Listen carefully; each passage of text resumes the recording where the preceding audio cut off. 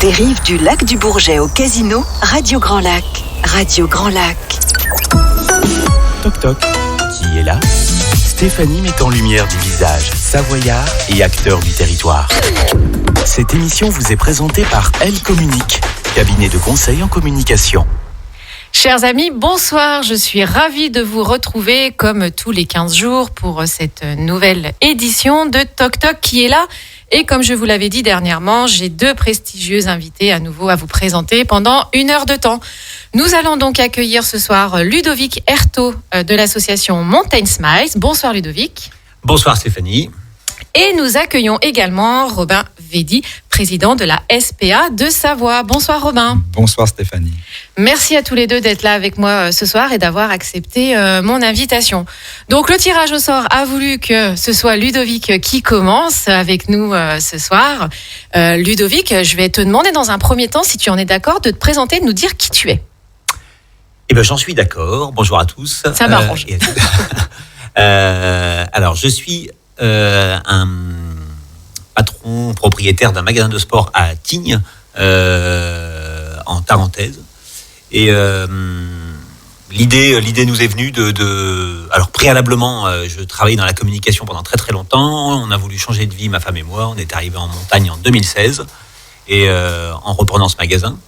Et puis les événements qu'on vient tous de vivre dans le monde, qui nous ont fait vivre des difficultés importantes d'un point de vue économique et d'un point de vue personnel également, nous ont fait finalement nous dire que quand on est dans le dur, ce qui peut nous aider peut-être, c'est de regarder un petit peu en avant et d'aider les autres, ceux qui peuvent potentiellement l'être encore plus que nous. Et suite à des prises de parole que nous avions effectuées sur la pandémie et notre métier qui souffrait beaucoup en station de ski, on a eu énormément de témoignages en fait de gens qui étaient prêts à nous aider, à aider le monde de la montagne. Et nous est venue l'idée en fait de dire voilà, on va pas se mettre à nos âges à mendier pour s'en sortir. Par contre, aider des gens qui en ont besoin ou faire découvrir la montagne à des gens qui en ont besoin, notamment des enfants, ça pouvait être une bonne idée. Donc Mountain Smiles est né en fait de cette idée. Et l'objectif, c'est bien de faire découvrir la montagne à des enfants défavorisés qui viennent de la région, comme de toute la France, puisqu'on s'est rendu compte que même des gens qui habitaient dans la vallée n'avaient jamais fait de ski, et c'était l'occasion en fait et on a saisi l'occasion quand Radio Grand Lac nous a sollicité, quand tu nous as sollicité, de parler de l'association Mountain Smiles directement dans la région. Alors je rappelle pour nos amis auditeurs et surtout pour ceux qui nous écoutent la première fois, le rôle de l'émission Toc Toc qui est là et ce dont j'avais à cœur pour cette émission, c'est de mettre en avant très justement des acteurs du territoire qui œuvrent dans l'ombre pour le bien, d'autrui. Donc par rapport à l'association Mountain Smiles, telle que disait Ludovic, en fait c'est une association qui est donc en constitution. Exact. Alors je te remercie déjà d'être venu de Tignes, parce que vous voyez comme quoi les gens viennent également de très loin. Donc effectivement c'est Radio Grand Lac, mais on est bien ouvert à faire venir les personnes de tout notre territoire Pays de Savoie qui est très riche, vous allez le voir encore ce soir. Donc ton association est en cours de constitution. Oui, est-ce que tu peux nous en dire un petit peu plus sur le rôle, comment ça va se passer, qu'est-ce que vous souhaitez en faire, qui t'accompagne sur ce projet, enfin voilà, dis-nous tout, on est très curieux chez Radio Grand Lac. Eh bien, voilà. Allez, je vais tout dévoiler. Donc l'objectif, c'est vraiment de faire découvrir la montagne, les métiers de la montagne, donc le ski, le snow, le plaisir en fait de la neige à des enfants défavorisés qui n'ont pas forcément les besoins, la capacité en fait à le faire habituellement. On se fera aider par les acteurs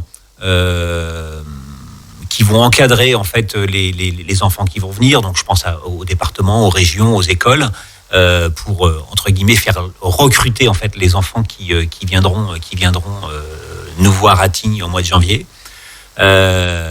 Donc l'idée est venue en fait de cet élan de solidarité de plein de gens suite à la crise du Covid et aux difficultés du monde de la montagne. Mais évidemment, l'école du ski français va nous aider en fait sur ce programme en donnant des cours aux enfants dans des conditions très très avantageuses. La STGM, Société des remontées mécaniques en fait de Tignes, le village Montana qui est l'hébergeur. Donc ce sont des résidences et des hôtels à 4 et 5 étoiles à Tignes. Je précise 4 et 5 étoiles parce que on n'a pas trouvé d'autres personnes qui étaient prêts en fait à s'engager pour accueillir ces enfants. Donc ils vont être très très bien accueillis. Ah voilà, c'est le moins qu'on puisse dire. Hein. Très très bien logés. Je crois qu'on devrait tous retourner en enfance là quand on entend ça. Voilà. Et évidemment le magasin que je représente leur fournira les skis et l'équipement qui permettra de les accueillir dans de bonnes conditions. Donc les séjours vont se dérouler les 2 dernières semaines de janvier 2021.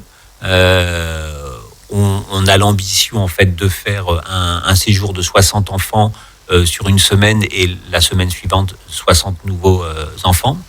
On a des restaurateurs qui nous ont dit ok, on va organiser quelque chose pour les enfants pour qu'ils aillent également passer une soirée au restaurant, qu'ils aillent au cinéma.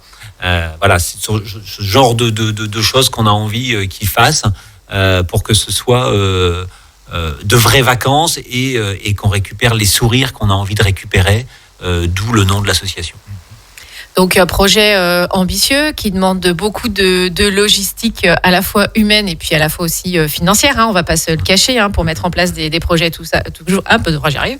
Des projets comme ça, il faut toujours que la trésor suive. On en parlait en préambule d'ouvrir l'émission justement par rapport à la notion du nerf de la guerre des associations que sont les bénévoles, le recrutement et effectivement les aspects financiers.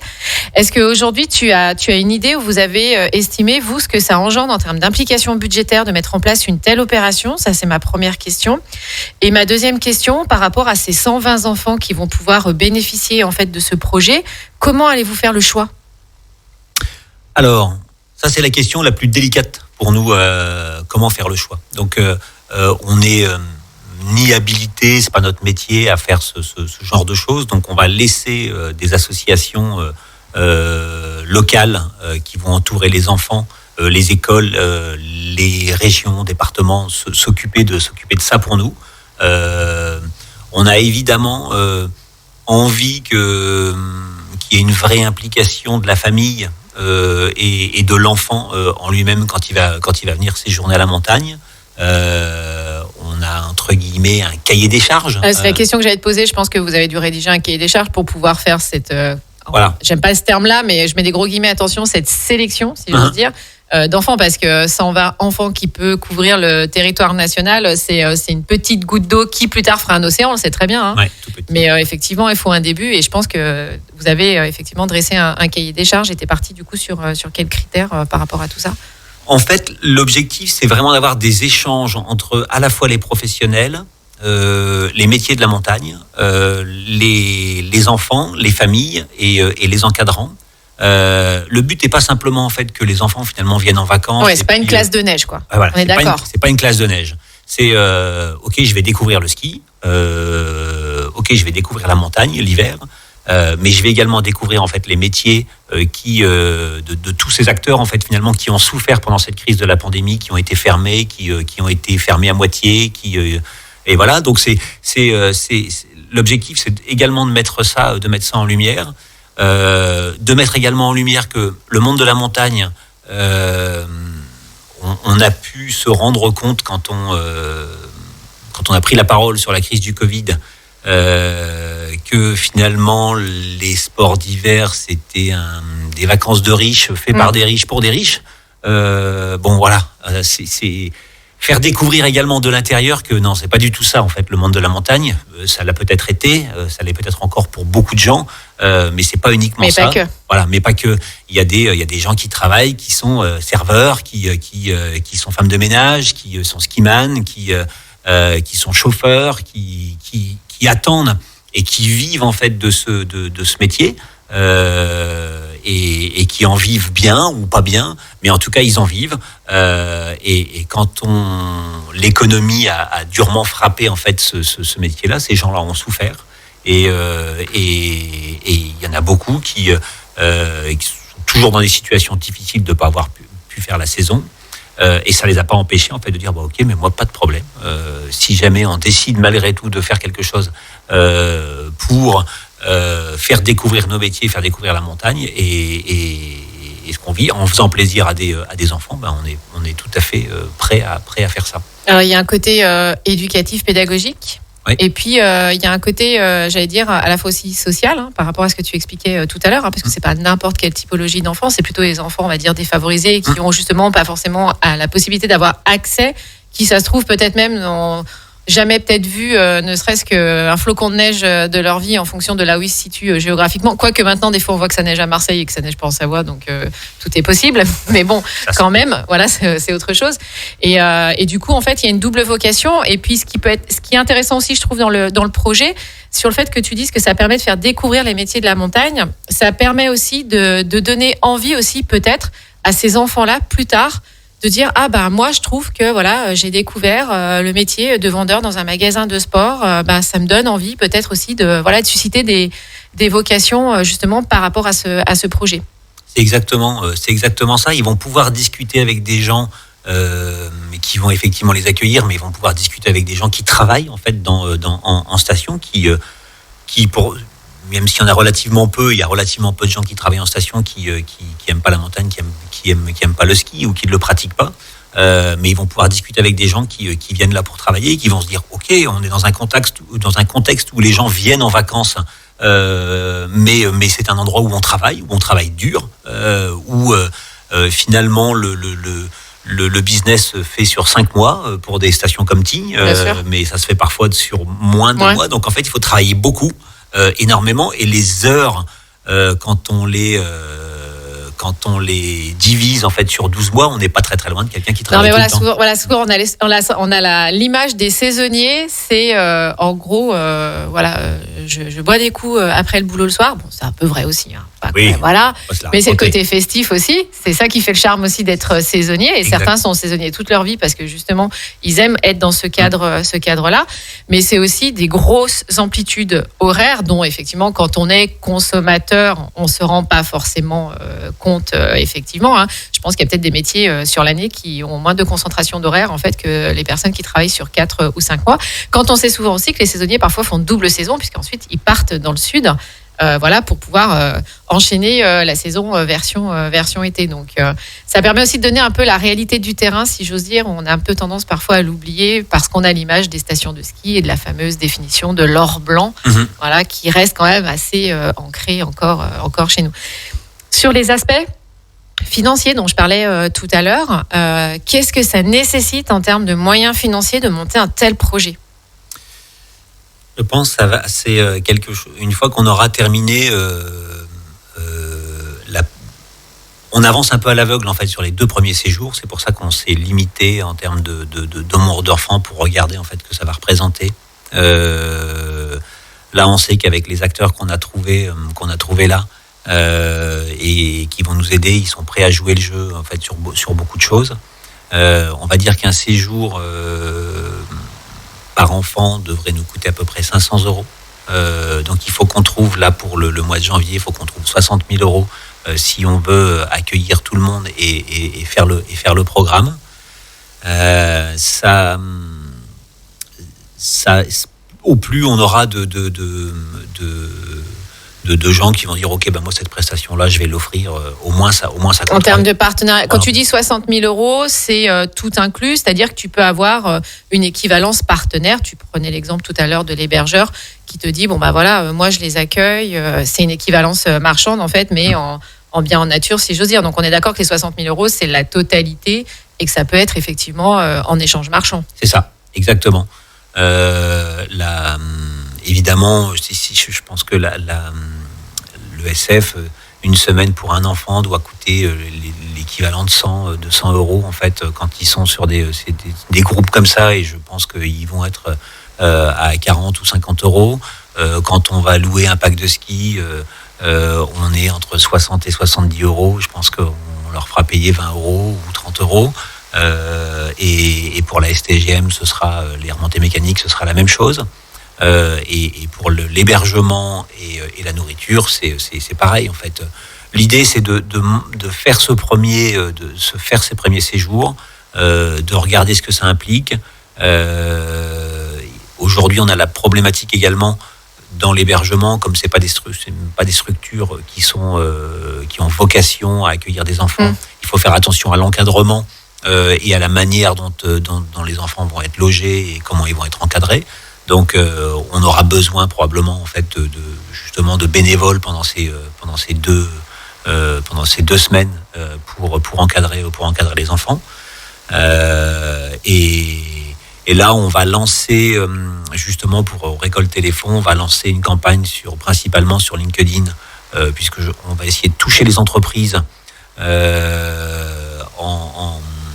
sur un pack, si jamais ils donnent 1 000 €, avec l'avantage fiscal. Finalement, ça va leur coûter moins d'argent. Et puis Village Montana, de nouveau, l'ESF et les remontées mécaniques.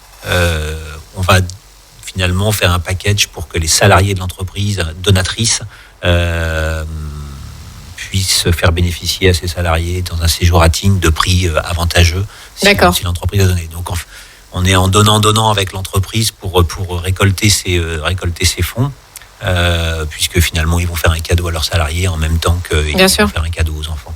Et sur une petite, entre guillemets, un petit nombre d'enfants qui vont venir, on devrait réussir, en tout cas je l'espère, je ne sais pas si c'est vraiment du bois cette table. Si c'est du bois, on me dit que c'est du bois, donc tout va bien. Et on devrait réussir à trouver les sommes dont on a besoin pour ça. Par contre, on cherche des gens qui s'y connaissent très très bien en fait en montage d'associations. Moi, j'ai déjà monté pas mal d'entreprises, mais une association, j'avais jamais fait. Donc c'est le moment. S'il y a des personnes bénévoles qui veulent venir travailler sur un projet de création d'association par rapport au statut, tu veux dire, etc. Toute cette partie un peu administrative, pas très sympathique que personne n'aime faire. Même quand on est chef d'entreprise, on n'aime pas trop cette partie-là. On n'est jamais très très copain avec tout ça. Donc appel à motivation. Vous pouvez même être d'Aix-les-Bains et de Chambéry.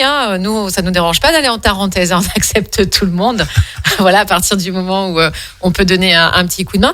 Par rapport à la campagne de sollicitation pour la partie plus sponsoring, puisque là, au niveau des associations, comme tu l'expliques, c'est quelque chose que tu vas lancer sur LinkedIn quand ? Et il faut que ce soit bouclé pour quand ? En fait, il faudrait que ton budget soit bouclé maximum deadline quand ? Il faut que le budget soit bouclé pour la fin du mois de septembre. Ouais, donc pour demain, quoi. Voilà, pour demain. Ok, d'accord. Voilà. C'est bien. À ce qui paraît, c'est quand on est sous adrénaline qu'on travaille le mieux. Donc moi, ce que j'aime bien dans ce projet, c'est comme je dis à chaque fois quand on parle du Covid, et peut-être qu'un jour on n'en parlera plus, mais j'espère qu'on en parlera un jour, en se souvenant que c'est dans les difficultés qu'on crée les opportunités. Moi, je trouve que il y a quand même eu un mini avantage quand même dans cette pandémie, parce que pour moi, on est plus quand même derrière que devant. C'est en fait le fait qu'elle ait été désolée, c'est mon téléphone. Qu'elle a été en fait potentiellement pour nous une opportunité de pouvoir créer des choses dans des situations parfois extrêmement compliquées, notamment le domaine de la montagne. Alors moi j'ai vécu un peu de loin cette difficulté, parce que pour rien cacher, j'habite pas très loin de la préfecture de Chambéry. Donc j'ai eu droit aux manifestations, etc. Et effectivement, c'est pas forcément quelque chose qui a été très très évident pour vous à vivre. Voilà, donc on vous souhaite vraiment, pour la prochaine saison 2022, des choses beaucoup plus positives que celles que vous avez vécues sur les 2 dernières saisons. Voilà. On l'espère également. Comment on fait si on veut t'aider pour cet assaut ? Comment est-ce qu'on peut te contacter ? De quoi tu aurais besoin, j'allais dire, à court terme, moyen terme et plus long terme, si tu peux refaire une petite synthèse pour ceux qui nous écoutent ? Alors, comment aider ? Il y a une cagnotte en ligne, déjà pour les particuliers qui veulent. Bon, après, les entreprises peuvent faire aussi, mais pour les entreprises, je préfère qu'ils nous contactent directement. Voilà. Donc, sur la cagnotte en ligne, elle est sur Litchi, au nom de Mountain Smiles, et au nom de l'association, c'est donc MOUNTN-Smiles avec un S, parce qu'on veut récupérer plein de sourires, donc on a mis un S, on n'a pas oublié. Ensuite, on peut appeler au magasin. Mountain Story 04 79 06 33 79, donc je le répète, 04 79 06 33 79. Il y a une adresse mail de contact, donc c'est contact@mountain mountains-smiles.org. J'allais dire une bêtise, c'est bien .org. Et donc c'est comme ça qu'on peut nous aider en fait en donnant de l'argent dans un premier temps en fait sur la cagnotte. Ensuite, si effectivement un avocat est motivé, on va en trouver un. Hein, je suis pas très inquiet pour aider à la sur le sujet, constitution des statuts de l'association, histoire de pas faire n'importe quoi et d'être en règle, c'est quand même mieux. C'est ça. Le but étant que la partie avantage fiscal pour les entreprises comme pour les particuliers qui veulent s'engager ne soit pas remise en cause derrière. Hein. Bien sûr. C'est un enjeu très important pour nous, donc ça, il ne faut pas qu'on se trompe là-dessus. Et après, tous ceux qui ont des idées. Toute bonne volonté est bonne à prendre, moi je dis. Voilà, non mais c'est ça. En fait, quand on décide de faire, faut savoir que c'est vraiment venu en fait de gens qui, quand ils nous ont vus en difficulté avec le monde de la montagne et avec le magasin, on a des gens qui nous ont téléphoné au magasin, des gens qui nous ont envoyé des messages, des gens qui ont envoyé des mails, des gens qui ont envoyé des lettres et qui nous ont dit on va vous aider, lancez une cagnotte, on va vous donner de l'argent. J'ai dit il y a quand même des gens qui sont quand même vraiment généreux en fait. On a tendance à dire que mais non, évidemment on peut pas faire ça. Mais qu'est-ce qu'on peut faire en fait de cet élan de générosité et de sympathie et c'est comme ça que l'association a été créée et que l'idée est venue. Donc on n'y a pas réfléchi plus que ça. L'ESF, sont nos voisins, donc je suis allé toquer à la porte. En disant tiens, j'ai une idée comme ça, est-ce que ça vous dit les gars de participer? Voilà, c'est ça. Non, mais voilà, mais c'est exactement ça. J'ai appelé, j'ai été Xavier Tissot, notre voisin de l'ESF, il m'a dit bah oui, pas de problème, tu peux compter sur moi. Voilà, on est assez surpris parfois des fois, je pense qu'on s'attend à ce que les gens nous disent ah bah non. Voilà. Et comme on n'avait pas de possibilité en fait d'accueillir, de structures qui pouvaient accueillir des enfants à Tignes, j'ai contacté Village Montana en me disant ça coûte rien. Et ils m'ont répondu oui. Ça a duré 3 secondes en fait le délai de réflexion. Je dis parfait. Et puis il restait plus que la STGM qui évidemment qui est quand même un acteur un peu incontournable quand même. Voilà, c'est ça. on a un petit peu besoin d'eux quand même. Voilà. Cette année, on a beaucoup remonté les pentes en ski de rando, mais l'année prochaine, on va essayer de les descendre normalement, mais de les monter normalement également. C'est tout le mal qu'on vous souhaite à Tignes et dans les autres stations, bien évidemment. Donc, les réseaux sociaux, tu parlais de LinkedIn, bien sûr. Facebook ? Pas encore. Eh ben, va falloir y aller. On y va.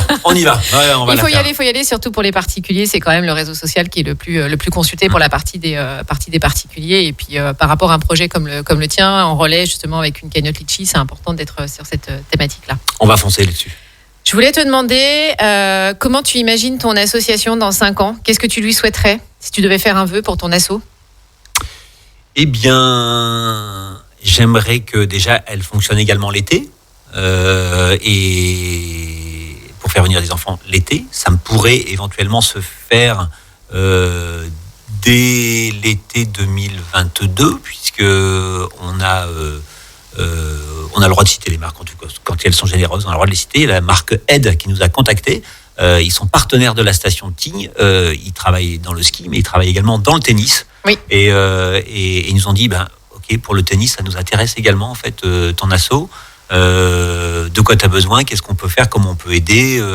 Donc je sais qu'ils ont déjà discuté en fait avec la Fédération française de tennis pour potentiellement également monter ces séjours-là avec des stages de tennis et de découverte de la montagne l'été et principalement le tennis. Donc ça c'est si ça pouvait fonctionner l'été et l'hiver, ce serait génial. Que on passe à plus d'enfants, qu'on puisse accueillir encore plus d'enfants, que j'ai pu passer le relais à d'autres personnes qui se sont accaparées en fait l'association et qu'elle fonctionne toute seule, même si c'est pas mon voisin de droite qui me dira le contraire, ça fonctionne jamais tout seul, mais voilà, c'est ça le souhait en fait, c'est que surtout qu'elle ne s'arrête pas, que ce soit pas un one shot et que de quelque chose qui, on l'espère tous, et derrière nous soit né quelque chose qui dure longtemps. Bien sûr. Alors c'est vrai qu'on a parfois l'impression que si on va solliciter les marques, elles vont nous dire non.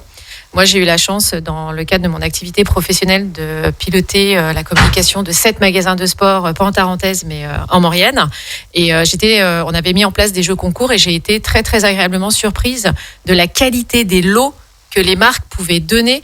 J'allais dire, juste à appel à est-ce que vous pouvez nous donner des lots parce qu'on veut faire un jeu concours, et on s'est retrouvé avec des lots, mais assez impressionnants, complets d'équipements de ski, combinaisons, etc. Donc, alors les marques vont me détester quand je vais dire ça, mais sollicitez-les si vous êtes dans ce domaine d'activité-là, parce que pour eux, voilà, de pouvoir donner des lots, ça fait de la publicité aussi, ça montre la générosité, donc faut pas hésiter.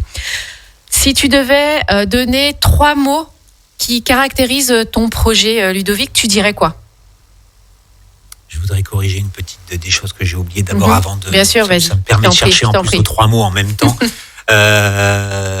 Il y a également la société Quicksilver, le groupe Napali, donc Quicksilver et Rossignol, qui vont nous donner des tenues en fait pour les enfants, puisque évidemment ils sont pas équipés pour venir à la montagne, sûr, donc ils vont nous donner des tenues en fait pour pouvoir équiper ses enfants, pareil pour les masques et ainsi de suite. Et mon ami Benjamin Baudet, je le cite, de la société Bertolami, qui m'a dit, moi le premier bus, peu importe de où il vient de France, avec tes premiers enfants, c'est nous qui te l'offrons. Donc voilà, le voyage il est déjà pris en charge. Voilà. C'est super. Et sinon, les 3 mots qui caractérisent l'association. Oui, je sais, il y a toujours un petit temps de réflexion. C'est toujours difficile quand on passe le premier. Robin, ça va être plus facile pour toi parce que tu as le temps de réfléchir. Non, mais je vais dire enthousiasme. C'est enthousiasme, courage et persévérance. Et je mets enthousiasme en premier puisque c'est la base de tout. Si on est content de le faire, on trouvera le courage pour le faire et la ténacité pour aller au bout. Ouais, et moi j'aurais voulu dire aussi générosité, parce que c'est ça avant tout, c'est-à-dire c'est un élan du cœur et de solidarité dans ce contexte qui a été difficile, en fait, qui vous a soudés, rassemblés, qui vous a donné cette idée, et je trouve ça super chouette.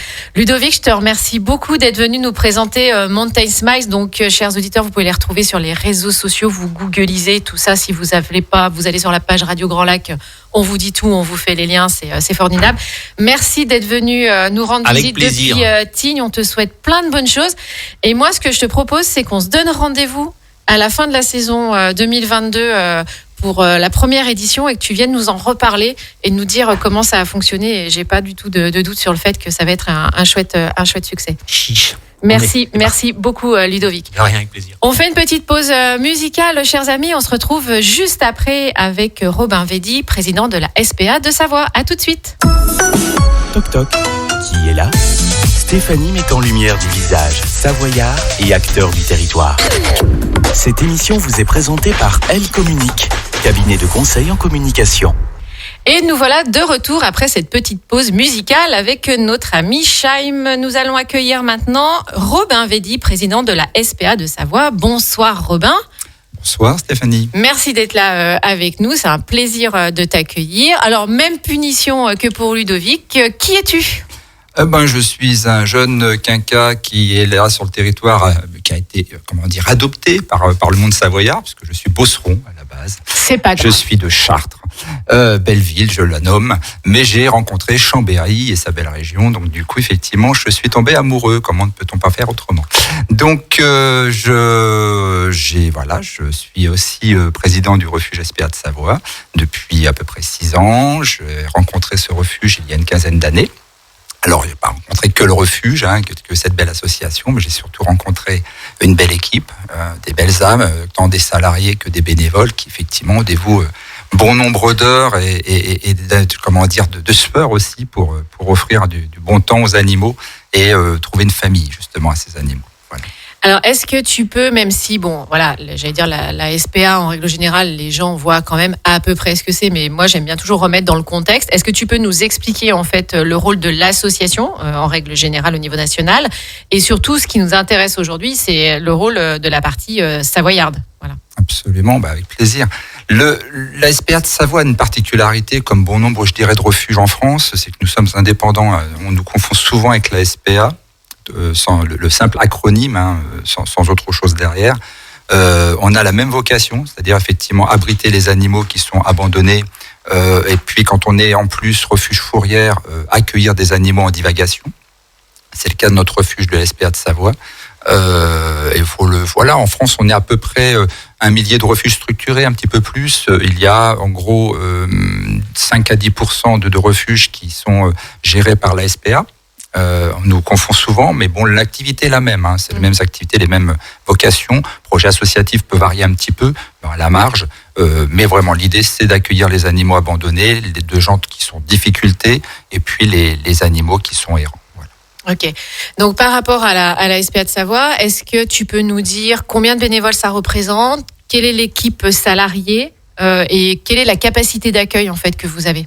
Alors, concernant l'équipe, nous avons 8 salariés qui sont effectivement des animaliers, des agents administratifs, une centaine de bénévoles sur diverses activités, que ce soit de l'éducation canine ou en tout cas plutôt une promenade éducative, puisque tout le monde n'a pas effectivement cette formation.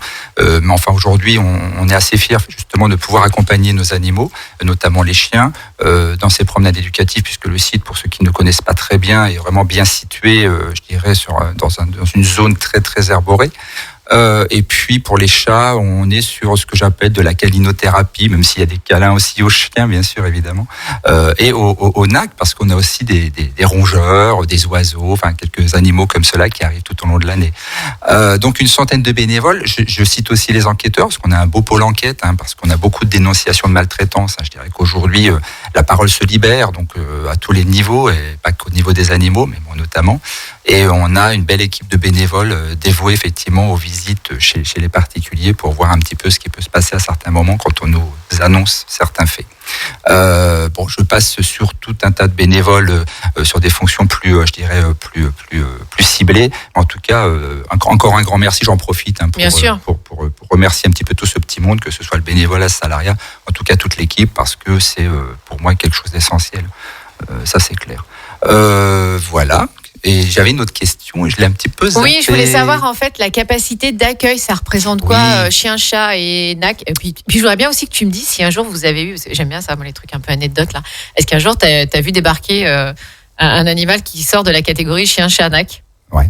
On va le mettre dans les nacs quand même, mais bon. Alors pour la capacité d'accueil, on a 50 box pour accueillir les chiens avec une dérogation, je dirais, à peu près cyclique. On parle un petit peu des saisons, mais je dirais qu'il y a forcément des périodes qui sont un peu plus, je dirais, propices à l'abandon. Donc du coup, on peut déroger un petit peu à cette règle des 50 box, en tout cas d'accueil. Globalement, on n'en sort pas trop, on a de la chance, on arrive à s'y tenir, même si on est souvent malheureusement au maximum de ce potentiel. Pour les chats, l'accueil est à peu près sur une possibilité grand maximum, c'est vraiment le grand maximum d'une centaine de chats, avec des familles d'accueil, vraiment je dirais tout un dispositif qui permet de pouvoir les accueillir sur le site ou à l'extérieur. Globalement, la moyenne, elle est plutôt à une trentaine de chats, 30-40 chats sur le site. L'animal qui sort de l'ordinaire. Alors je sais pas si un cochon ça sort de l'ordinaire. Si, quand même. Je sais pas. Alors écoutez, je peux vous citer une anecdote qui en plus qui m'est personnelle, puisque il y a 12 ans de cela, à peu près, il y a un petit cochon qui arrive tout menu, tout petit, qui a été enlevé à son propriétaire parce que il en usait à des fins commerciales, finalement, pour appâter un petit peu le chaland. Et puis je l'ai adopté. Il est à la maison. Il a son jardin, il a son abri, il n'y a pas de souci, tout va bien pour lui. Et maintenant, c'est un bon gros pépère. Il y avait un petit pari quand même, parce que on pensait bien que c'était un cochon nain, mais il y avait un doute. C'est ce que j'allais dire. La surprise, elle devait être de taille au final quand il a alors c'est le mot, c'est de taille, oui. Adulte. Donc non, il est arrivé. Alors je crois il n'a pas dépassé les 100 kilos. On l'a mis un petit peu à la diète à un moment donné. Au régime. Et puis du coup aujourd'hui, il a un poids, je dirais, un poids de 80 kilos à peu près. Mais c'est un bon pépère, ouais. C'est un bon pépère. Dans quel excusez-moi, c'est vraiment un charmant animal de compagnie. C'est très fidèle. C'est hyper familier, les cochons. Moi, j'ai une cousine qui a été pendant longtemps gardienne de refuge. en fait, et elle avait des cochons et c'était trop sympa. On était accueillis par les cochons, ça change des chiens, quoi. Et en fait, ils adorent se faire gratter, tout ça. Enfin, bon, moi, j'aime beaucoup les animaux. Et juste pour préciser, depuis, on a dû en avoir, je dirais, depuis celui-là, le père Sidney, là, il y en a eu 3 qui sont arrivés sur les 10 dernières années, voilà. D'accord. Donc c'est quelque chose qui arrive assez souvent on est un milieu rural assez important. Oui, c'est clair. Donc c'est pour ça que tout est possible. Et quand est-ce qu'on doit, ou quand est-ce qu'on peut, ou plutôt doit, je pense, faire appel à la SPA de Savoie ? Alors, il y a, comme je l'ai évoqué tout à l'heure, plusieurs cas de figure. Il y a effectivement la maltraitance. Ça, clairement, on peut tout à fait nous envoyer. Alors, c'est pas une lettre anonyme. On ne prendra, je dirais, compte de l'information qu'à partir du moment où il s'agit de quelque chose qui a été clairement identifié par une personne définie. Il ne faut pas avoir peur, on garde l'anonymat évidemment de la personne, sauf si le parquet nous le demandait, ce qui est extrêmement rare. Mais c'est important de le préciser parce que des fois les gens ils osent pas, ils se disent je vais pas le faire parce que sinon je vais avoir des problèmes ensuite pour un peu que ce soit un voisin ou voilà. Je n'ai jamais vu quelqu'un. D'abord, on n'a jamais effectivement divulgué d'informations, on garde vraiment le secret sur les origines. Et puis pareil, en 15 ans, je n'ai vu qu'une fois le parquet nous demander l'identité, mais elle n'a jamais eu de souci cette personne. C'était juste par mesure effectivement de transparence sur la procédure. Donc il n'y a pas d'inquiétude à avoir. J'ai jamais vu de personne avoir des représailles par rapport à cela. Ce qui est important, c'est justement de faire très attention à ce que nos enquêteurs, et ça, j'ai aucun souci là-dessus non plus, soient dans leur bénévolat. Ça peut paraître paradoxal, mais soient très professionnels. Bien sûr. À un moment donné, ils vont sur place et ils ne divulguent pas non plus d'informations de ce type-là. Et souvent même, on ne leur parle pas de qui. Voilà, c'est pas le sujet. Le sujet, c'est quel animal, à quel endroit, dans quel contexte. Donc il y a cette possibilité-là. Donc du coup, il suffit d'aller d'envoyer directement le courrier ou par mail. Nos contacts sont directement sur SPA de Savoie, sur le net. On nous trouve assez facilement. Bien précisé, SPA de Savoie. Ça, c'est extrêmement important par contre. Après, effectivement, il peut y avoir l'abandon. Alors, c'est quelque chose sur lequel je m'évertue à insister de ne pas porter ombrage ou d'avoir des jugements impératifs. Oui, de ne pas juger en fait. C'est extrêmement indispensable, surtout en ces périodes compliquées où on a vu effectivement des gens qui avaient leur vie qui basculait. Vous voyez des gens qui abandonnent leur animal parce qu'eux-mêmes ils peuvent plus s'occuper d'eux-mêmes. C'est extrêmement compliqué. Il y a des gens qui n'ont pas abandonné d'eux-mêmes parce qu'à un moment donné, ils ont été hospitalisés et ils ne sont pas forcément revenus. Oui, dans le cadre d'un décès, par exemple. Absolument. Donc c'est pour ça qu'on parle souvent. J'ai parlé de l'abandon parce que cela parle vraiment aux gens, mais on parle plutôt de cession pour que du coup il n'y ait pas trop d'affect il y a déjà assez d'affect, je dirais, par rapport à cette situation. Donc du coup, oui, on peut nous amener l'animal, évidemment, dans un cadre de ce type-là. On préfère toujours que les gens n'attendent pas d'être trop en difficulté pour le faire. Après, il y a une discussion qui s'ouvre et il n'est pas rare que l'animal reparte parce qu'on apporte des réponses. Donc, quand je dis reparte, ou qu'il ne soit pas venu du tout parce qu'on a pu résoudre ça au téléphone. Ça, c'est quasiment, je dirais, la majorité des cas. On a eu le cas en tout début de pandémie où des gens pensaient que leur chien pouvait être porteur ou leur chat. Oui. Et du coup, ils nous appelaient en disant dans l'urgence, il faut que je vous amène mon animal. J'ai trop peur, effectivement, que je puisse malheureusement être touché par ce virus. Et on leur expliquait qu'au vu de ce qu'on savait à l'époque, nous ne sommes pas épidémiologistes, mais qu'il n'y avait pas de risque, en tout cas avéré pour le moment. Ça, c'était clair. Et puis, il y a les animaux errants. Alors ça, c'est un vaste sujet parce que la problématique est que lorsque vous êtes refuge fourrière, vous êtes forcément lié par des contrats avec des communes qui ont fait un effort de souscrire effectivement cette convention fourrière et qui vous lient pour des actions bien précises. Certaines ne le font pas parce qu'elles ont d'autres centres ou elles ont d'autres, je dirais, moyens de répondre à la présence de l'animal errant sur leur commune et du coup ne viennent pas auprès de nos services. Il faut que les gens essaient de se renseigner ou nous appellent au préalable pour savoir si effectivement nous sommes liés par une convention avec la commune. Alors, on a 120 communes sur le département et limitrophes, ce qui fait à peu près, je dirais, 40% des communes du territoire, mais néanmoins, il en reste quelques-unes. Et c'est vrai que le but, c'est pas de frustrer les gens. Le but, c'est quand même de répondre, je dirais, aux besoins de l'animal et du coup de pouvoir répondre à leurs attentes. Donc l'idéal, c'est de nous appeler si c'est possible. Et si du coup on n'est pas disponible à ce moment-là, au moins la mairie, ou quelqu'un de police municipale ou des gens de les autorités, voilà, idéalement. Et ça, c'est s'ils trouvent un animal. Si c'est de la faune sauvage. Parfois, quand juste sur la partie animal domestique, on va dire, parfois quand tu trouves un animal dans la rue, le réflexe c'est d'aller chez le vétérinaire. Alors exactement, ça peut être une possibilité s'il y a effectivement un vétérinaire pas très loin, voilà, parce que ça on peut rapidement, en tout cas lui va pouvoir rapidement définir s'il y a un propriétaire. Bon, pour les chiens c'est souvent le cas. Aujourd'hui heureusement la bascule s'est faite, ça a été long, mais pour les chats ça s'amorce depuis quelques années, c'est encore pas complètement le cas. Donc ça c'est le conseil que tu donnerais, je dirais prioritaire, c'est si on trouve un chat ou un chien qui est perdu, de plutôt aller chez un vétérinaire dans un premier temps. Plutôt que de monter pouvoir en fait. Oui, à la limite, exactement. Ça serait quand même prioritaire. Le vétérinaire, ça peut être aussi les forces de l'ordre. Ils auront capacité aussi de préciser, parce que souvent les gens le localisent, l'animal, sont un peu émus par sa présence et son errance, mais ils sont pas du territoire, ils sont juste de passage. Oui. Donc ils sont un peu démunis, ils savent pas trop quoi faire. Donc effectivement, les autorités peuvent tout à fait leur indiquer ou la clinique vétérinaire ou je dirais la marche à suivre.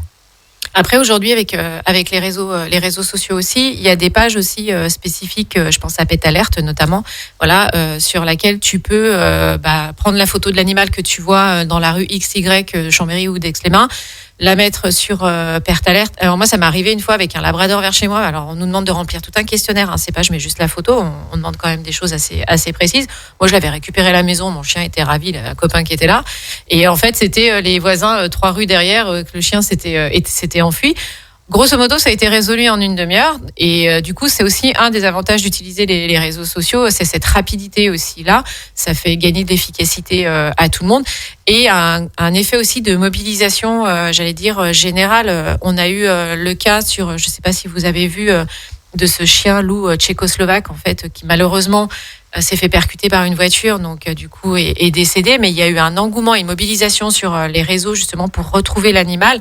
Où là, on est aussi sur un élan de générosité, également par rapport à ça. La Pet Alert est un excellent outil, je veux dire, que nous utilisons d'ailleurs, parce qu'on a retrouvé énormément de leurs propriétaires comme cela aussi.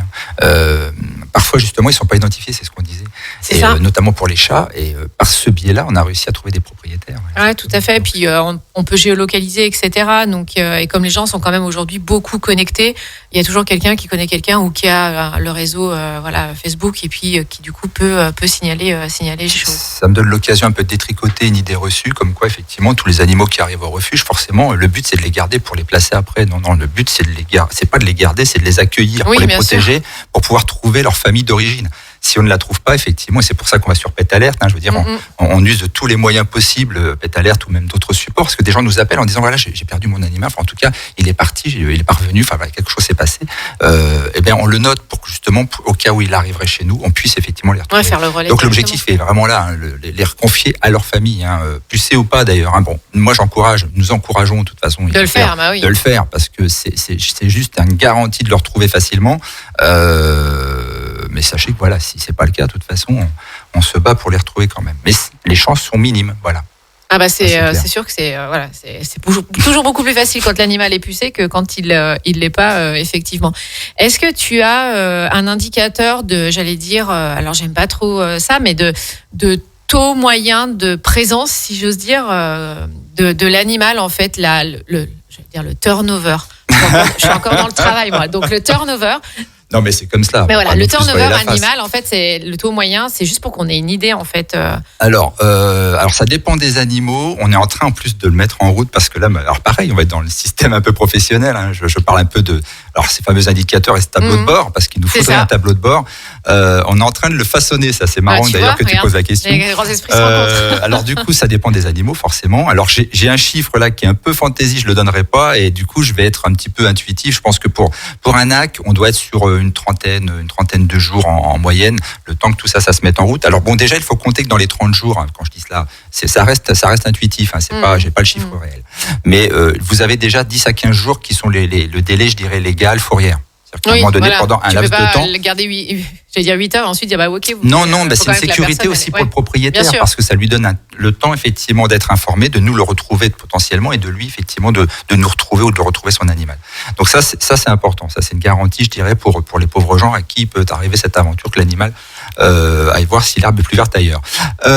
Maintenant, pour les chiens, on doit être de l'ordre, oui, je crois. Par contre, là j'ai vu 30 jours effectivement. Donc là, je pense qu'on est en moyenne dans ce tonneau-là, 30 à 60 jours, parce qu'il y a beaucoup de chiens qui sont arrivés et très rapidement, on va quand même avoir trouvé le moyen, enfin en tout cas grâce à cette générosité des gens qui viennent adopter chez nous, de leur confier une nouvelle famille, en tout cas de les confier à une nouvelle famille. Les chats, ça va être à peu près le même, ça va être 30 jours aussi. On doit être à peu près dans cette tendance-là. Voilà, on va être à peu près dans cette tendance-là, sachant que nous avons des animaux qui plombent justement les statistiques, les pauvres, on va dire, parce qu'ils sont là très longtemps. Et là, ça peut être des années.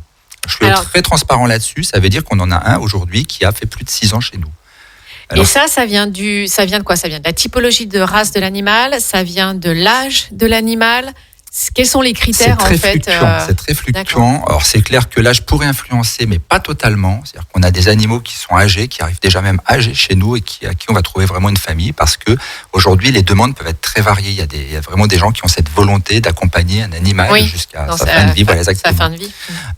Souvent c'est quand même une histoire, c'est-à-dire quelque chose d'un peu cabossé, où il y a eu une mauvaise rencontre ou un mauvais geste de la part de l'animal ou même de lui-même vis-à-vis de l'animal qui a fait que l'animal a surréagi et qui fait que ça peut faire peur à certaines familles. Et nous aussi, quelque part, où on se dit, voilà, attention, on ne peut pas le confier à n'importe qui non plus. Enfin, n'importe qui. En tout cas, il faut que ces personnes soient plus aguerries à accueillir ce type d'animaux. Donc, c'est souvent ces raisons-là. De toute manière, chez nous, on n'a pas d'animaux, on va dire, dangereux, au sens où, si on les plaçait, ce serait une catastrophe, puisque la preuve, par contre, si on parle de ratio, il n'y a pas de retour lié, à un acte tristement malheureux vis-à-vis d'une autre personne, ou en tout cas, c'est excessivement rare que quelqu'un se fasse mordre derrière. Donc, dans l'idée, c'est vraiment qu'il y a un pseudo délit de sale gueule, quoi. À un moment donné, alors pour des raisons diverses et variées. Même si des fois ils peuvent être très sympas, mais bon, ça après c'est à l'appréciation de chacun. Donc voilà, on peut avoir. Moi, je pense à c'est Boy qui doit être dans le palmarès du top 1. Oui, ça doit être 6 ans de mémoire, 6-7 ans. C'est beaucoup. C'est énorme. C'est pour le commun des mortels, on va se dire, mais qu'est-ce qu'il fait dans un refuge pendant tant de temps? Je le dis en toute transparence. Voilà, j'ai pas honte à le dire, parce que cela veut dire 2 choses. Ça veut dire que on a une capacité de le garder chez nous. Ça veut dire que du coup, on vous montre aussi que du coup, on va pas les endormir parce que ça fait longtemps qu'ils sont avec nous. Ça c'est clair. On les garde parce qu'ils sont avec nous et notre boulot, c'est de trouver une famille, et que jusqu'à présent, autant de temps que c'est pris, on leur a toujours trouvé une famille. C'est arrivé, je ne vais pas mentir, il y a bien un chien ou deux qui a dû, sur les 15 dernières années, malheureusement décéder chez nous, mais tous les autres, autant de temps qu'ils aient passé, on leur a trouvé une famille. Donc on voit, je dirais, dans cette explication que finalement la moyenne, la tendance est plutôt basse, je dirais le temps de présence moyen, mais il y a quelques animaux, parce que c'est ce que je voulais dire aussi, c'est en toute transparence, c'est pour simplement dire qu'on a un espace de vie qui permet aussi, je l'ai expliqué tout à l'heure, les promenades éducatives, le fait d'avoir des parcs de détente, le fait de pouvoir justement ne pas les laisser tout le temps dans leur box. Oui, qui ont une vraie vie, comme si ils étaient dans une famille. Absolument. La différence, classique, si j'ose dire, c'est qu'ils ont une grande famille. Voilà. C'est comme un orphelinat. Voilà. C'est un peu l'idée. Il y a certains centres en France, certains refuges qui n'ont pas cette capacité d'accueil, même si, parce qu'ils sont dans des zones artisanales, et donc du coup ils peuvent pas aller les promener et ils vont rester dans des box. Là, c'est très compliqué. Je vais pas non plus après m'immiscer dans ce qui peut se passer chez eux. Nous, on a la possibilité d'eux, donc ne prenons pas des décisions qui effectivement sont funestes pour l'animal. Et au contraire, cherchons cette famille, c'est important. Moi, je suis la famille lambda. On a décidé avec l'ensemble, on a fait un conseil de famille. On s'est mis d'accord sur la typologie de l'animal, chien, chat, nac ou autre. Comment je fais pour venir et vous voir? Et c'est quoi les critères? Et ça coûte combien? Alors, aujourd'hui, l'idéal, c'est de passer par la plateforme, par le site internet. Il y a un formulaire à remplir qui va nous permettre d'identifier le besoin. C'est-à-dire que, le besoin, en tout cas l'attente de la famille. Et de comprendre quelle est cette famille. Parce que on peut tout à fait avoir, comme aujourd'hui tous nos animaux sont en ligne, donc on peut effectivement consulter le site et voir un petit peu quels sont les animaux présents. on peut tout à fait effectivement avoir, bien sûr, un désir d'adopter un tel coup et de cœur tel. pour Bon, un, bien parce qu'on se sûr. dit, celui-là, il est mignon, mais par contre, il correspond peut-être pas du tout au style de vie de la famille. Exactement. Donc, il est important pour nous, après, de définir si le choix est, je dirais, judicieux, et si on peut continuer et les encourager dans cette voie-là. Bon, c'est souvent le cas, hein. Généralement, c'est rare qu'il y ait effectivement des remises en cause du désir et du coup de cœur. Cela arrive. Donc, c'est important, effectivement, de pouvoir répondre à ce questionnaire qui a été mis en place par le biais, suite à la pandémie, hein, du coup, puisqu'on avait des restrictions, je dirais, de passage qui étaient extrêmement importantes. Donc, on continue dans cette démarche-là, c'est important. Du coup, on analyse, on contacte les gens et puis, du coup, on leur propose un rendez-vous. Et dans ce rendez-vous, on va leur présenter l'animal. Alors souvent, pour le chien, lors d'une balade, on va se promener avec l'animal, on va aller voir un petit peu comment il se comporte, mais aussi, nous, on va regarder le comportement de la famille avec le chien. Et puis, pour les chats, ils seront présentés dans la chatterie. Et parfois, la plupart des cas, c'est une adoption assez souvent rapide. Et puis parfois, on a une deuxième ou une troisième visite. Ça dépend effectivement de ce qu'on aura pu détecter, de ce qu'on conseillera aux gens. Voilà. D'accord. L'idée, c'est que de toute façon, une adoption, c'est pour nous l'essentiel, c'est bien de garder en tête que on doit trouver la bonne famille à l'animal. Hein. Oui, c'est pas pour que dans 15 jours, ils reviennent avec en disant finalement, je crois que ça va pas le faire. C'est ça. C'est qu'on n'est pas là pour faire plaisir aux gens. Hein. On le fait, on fait tout pour, hein, évidemment. Sûr. Mais on est là pour que, du coup, l'animal, le chien, le chat et les autres... que ce soit une jolie rencontre, en fait. Absolument. Absolument. Une adéquation. Il y a un exemple, hein, je dirais, la veille de Noël, on ne place pas. Oui. Parce qu'on sait que c'est pas pour embêter les gens. C'est simplement l'animal cadeau... Alors, on rappelle qu'un animal n'est pas un objet. C'est ça. Messieurs, dames. Exactement. Dans le code civil, c'est fini. On en prend qu'on en prend pour minimum 10 ans, voire même plus si tout va bien. Donc c'est un vrai acte de responsabilité. C'est un engagement, exactement. Et puis là, sa sensibilité, c'est clairement maintenant bien ancré, bien intégré par tous. Donc il faut bien avoir ça en tête. Et le coût, Robin, combien ça coûte ? Le coût, alors je suis mauvais sur les chiffres. Pareil, tout est en ligne, donc il n'y a pas de souci là-dessus. Mais de mémoire, ça doit être 200 € pour un chien adulte. Voilà. On doit être à 280 pour un chiot. Parce que c'est pas qu'on a plus de frais, c'est qu'à un moment donné, on n'est jamais gagnant sur ces histoires de coûts, parce que si on affichait, on demandait les coûts réels, je dirais aux adoptants, là ça ferait. Oui, je pense que là c'est pas 50 que t'aurais, mais non, mais exactement. Et puis le but, c'est pas de faire de la sélection par l'argent. Donc l'idée, c'est que on puisse compenser autrement, mais en tout cas qu'on s'approche de la vérité tout en alignant tout ça. Donc on est dans ce volant-là. Et puis pour un chat, c'est à peu près la même somme. Ça doit être dans les 200. Je suis vraiment désolé, j'ai pas pris mes notes. C'est pas bien, mais c'est facile à savoir. Les gens à aller regarder la page Facebook, le site, etc. pour avoir les informations. Je voulais revenir aussi sur une chose, parce que parfois on le voit sur la page Facebook donc de la SPA de Savoie, arriver d'une dizaine de beagles venant de laboratoires. Tu vois, je suis abonnée. Bravo. De laboratoires, etc. Dans quel cas de figure vous arrivez dans des situations comme ça ? Alors, il a été important pour moi et pour l'équipe de vraiment avoir accentué les partenariats, donc à tous les niveaux. Je l'ai cité tout à l'heure. C'est vrai que je n'ai pas évoqué les partenariats quand on parlait effectivement de tout, comment pouvaient arriver les animaux. Il y a aussi cela, c'est bien d'en parler. Le Graal fait partie de ses partenaires, et le Graal a vocation à être en lien avec les laboratoires France et limitrophes, France et étrangers, Italie notamment, et du coup à mettre en place des conventions qui permettent effectivement de libérer des animaux. Alors le but à terme, ce serait qu'il n'y ait plus d'animaux du tout. On en est très loin. Oui. On en est très loin. C'est une goutte d'eau dans l'océan pour l'instant, il faut être honnête, on ne va pas non plus voiler la face, mais à partir du moment où un laboratoire accepte, je dirais, de placer ces animaux en vue d'une mise en famille, quelque part, nous on dit ok. Alors on n'est pas tout seul en France, il y a beaucoup de centres qui sont volontaires. Alors on parle beaucoup des beagles, mais ça peut être des cochons d'Inde, ça peut être des lapins, il y a vraiment beaucoup d'animaux dans les laboratoires, c'est très très très varié, très varié. Il y a même des chats aussi, ça arrive, bien sûr, on le sait très bien, malheureusement, on le sait trop bien. Je ne le stigmatiserai pas, même si j'ai mon opinion sur la notion de laboratoire, mais bon, on est bien content qu'ils existent aussi quand il s'agit de faire des vaccins. Donc, voilà, donc c'est à un moment donné, c'est un peu schizophrénique. Mais bon, je dirais qu'à la limite, ils n'ont rien demandé, ces animaux. Merci aux tribus qui le payent. Je dirais qu'il y a une vraie guerre là, qui est menée. Et s'ils n'étaient pas là, on se demanderait comment on ferait. Tout à fait. Donc merci à eux. Et le but, c'est du coup, quand il y a des animaux dits de réforme, j'aime pas trop le terme, mais eh bien qu'on puisse avoir les portes ouvertes pour les accueillir. Alors on fait cela aussi, mais dans un autre cadre, avec, je dirais, des rapatriements d'hom-tom, par exemple. Enfin, je dis d'hom-tom, ça n'existe plus, mais en tout cas des îles, parce qu'il y a aussi un fonctionnement dans les îles qui est plus proche de ce qu'on connaissait. Alors non pas. Il y a beaucoup d'animaux dans les rues. Ah oui, voilà, c'est ça. C'est que c'est quelque chose qui est assez courant, sociétalement assez accepté là-bas, et notamment beaucoup de chiens, parce que le chien, du coup, chasse un peu le chat, donc il y a moins de chats. C'est en train de basculer dans certains coins d'ailleurs. Ça veut dire qu'il y a une vraie réussite sur la prise en charge des chiens.